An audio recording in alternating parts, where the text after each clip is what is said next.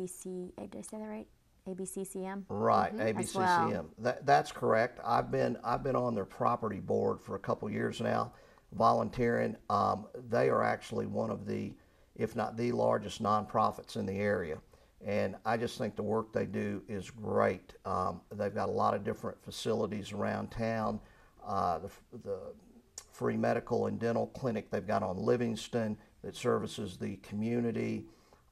They've got the vets restoration quarters on Tunnel Road, where the Green Jobs program is located, in an adjacent building out there. We're constantly setting up new training programs out there to get veterans involved in. In fact, we are in the process. It's not quite fully launched, but there's a new truck driving school that we're setting up out there that's going to put not only people in the community through CDL licensing, but also 2 veterans per month out there at the quarters get to go through that. And then they've got, of course, on Cumberland, they've got their facility that's both the soup kitchen, thrift store, crisis center that helps in the community. They've also got an outreach center on the south side of Asheville on Buck Shoals Road. In fact, we're getting ready to build a warehouse over there after the first of the year that's going to be a drop-off point where people can drop off clothing, goods, things that they can redistribute in the community to the needy.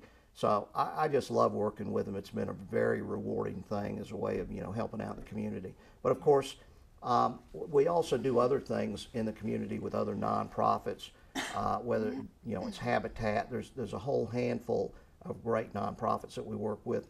A lot of the homeless shelters around town, and in fact, as a side thing, we had funded a nonprofit a couple years back, I guess about a year and a half ago now, called Asheville Cares.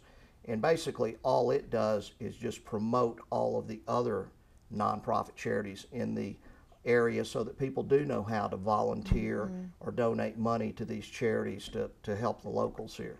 Well, that's a wonderful idea, sort of as a networking resource for the other nonprofits. Sure. Because there's so many nonprofits here, it's hard to get a good grip on what everybody's doing.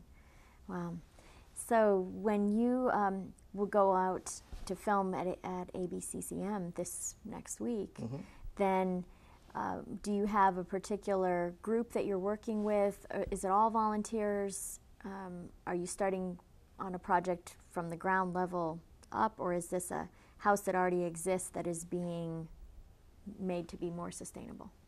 Well, this actually, what we're going to do next week is just actually showcase the Green Jobs program, how at their facility they will train those 300 to 500 people per year that will then get the green jobs to go out in the community and work as weatherization techs, as home energy raters, possibly as lead green associates. They're actually going to put some people through that program that are actually going to become lead green associates.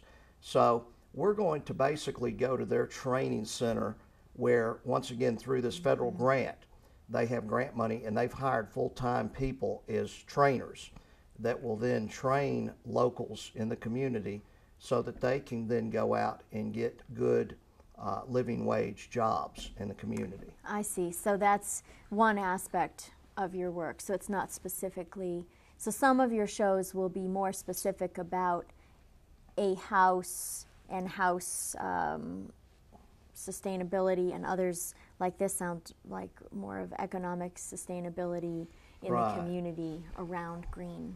And if I may add to this, there's certainly more than just greening a building. So when I started out in the green movement, it was about water conservation and forest conservation. And then I did my master's thesis on green burial, actually. So greening the cemetery movement so that funeral industry funds can fund conservation ultimately. So there are many different elements to the sustainability movement as a whole, and building, although this show is always going to tie back into building, like these people who are being trained for pretty building science specific jobs. So it's certainly within the topic area that we cover on the show.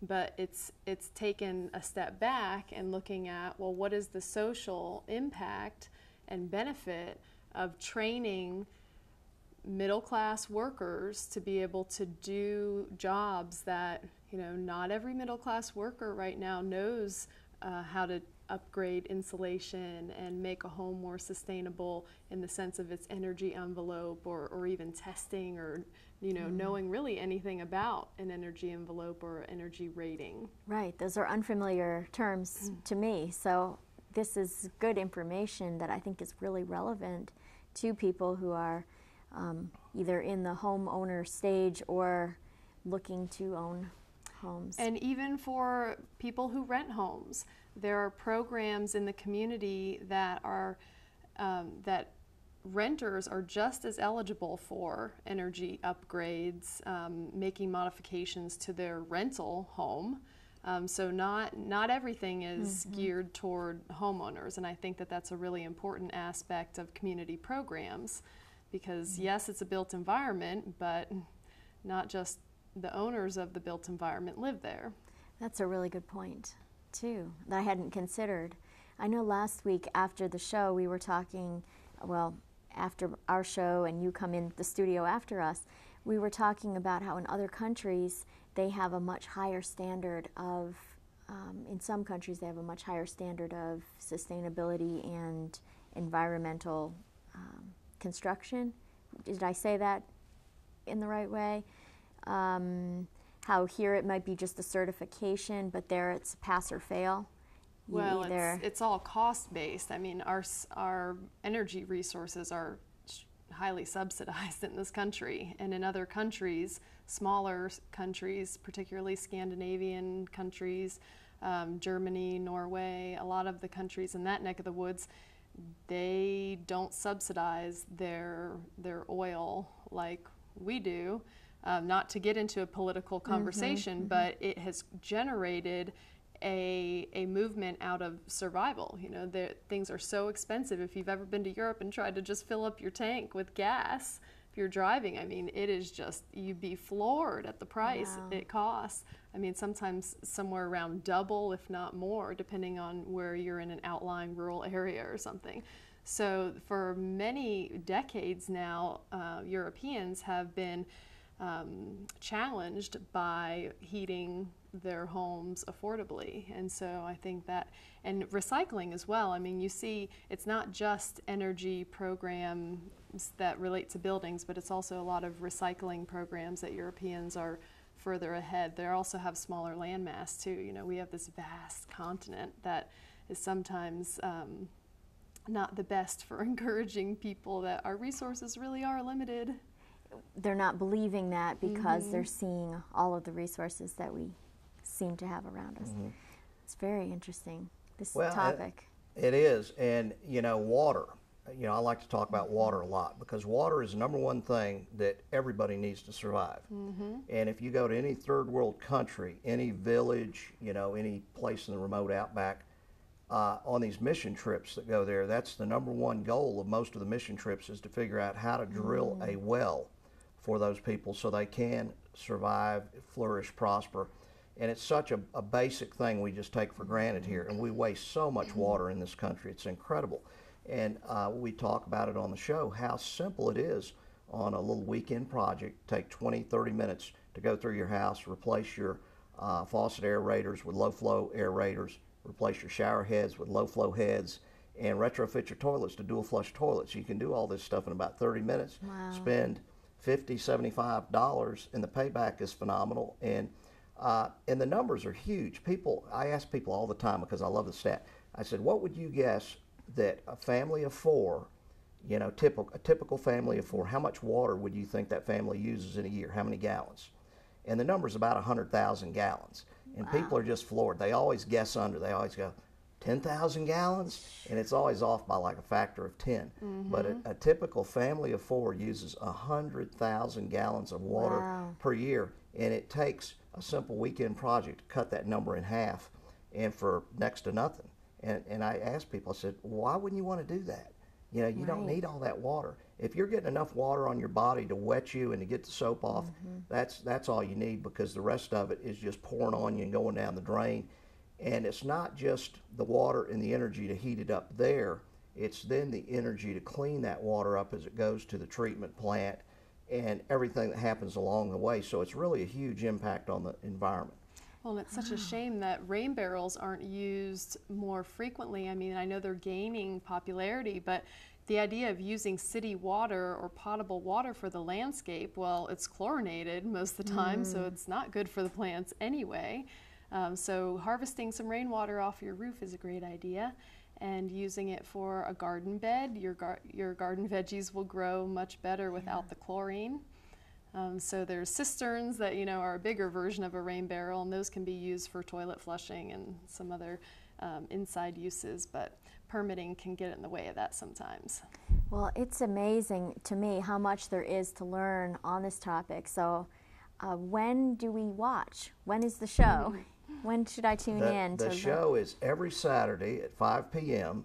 and then of course it's replayed multiple times during the week here at URTV, and people can go to the site, to the Western Media site here, and look it up and see just when it is going to be replayed, you know, because sometimes it's played at 7 in the morning, could be 3 in the afternoon, but it's played multiple times during the week. So if you don't or can't catch it or you know, TiVo it, save it, whatever, at 5 p.m. on Saturday, you can certainly catch it another time during the week. And I forgot, you're live, right? Yes. So the show goes live at 5 every Saturday, and if you do not have cable, you can see it on the web. And so long as you look on the urtv.org website, you can find a schedule of the showings, and as long as it's running on TV as a rerun or live, you can see it on the web. How has the live format been for you? Do you enjoy that? I mean, you get in there and... I like it. Do you ever take call-ins? Not yet. Not yet. Well, I heard that we have a new Skype capability now. Oh, cool. So that your call-in person could be visually seen. Wow. Neat. I haven't tried it, but I've heard that it's working well for those who have used it. So something to consider there, I guess. But this has been really great information, and I think it's wonderful that your show is getting this kind of information out to people, and hopefully we'll see a lot of that change starting here locally and then maybe even going out further and beyond. But thank you so much for coming on the show today and sharing about your show. Well, thank you. And again, it's John Green and Tiffany Smith. Thanks for having us. Co-host of Green on Green. You got it. Green. Live at 5. That's Live a catchy at 5. one. Live at 5. Thank you so much. Every Saturday. Yeah, thank you for joining us. Thank you. Thank you. Very informative.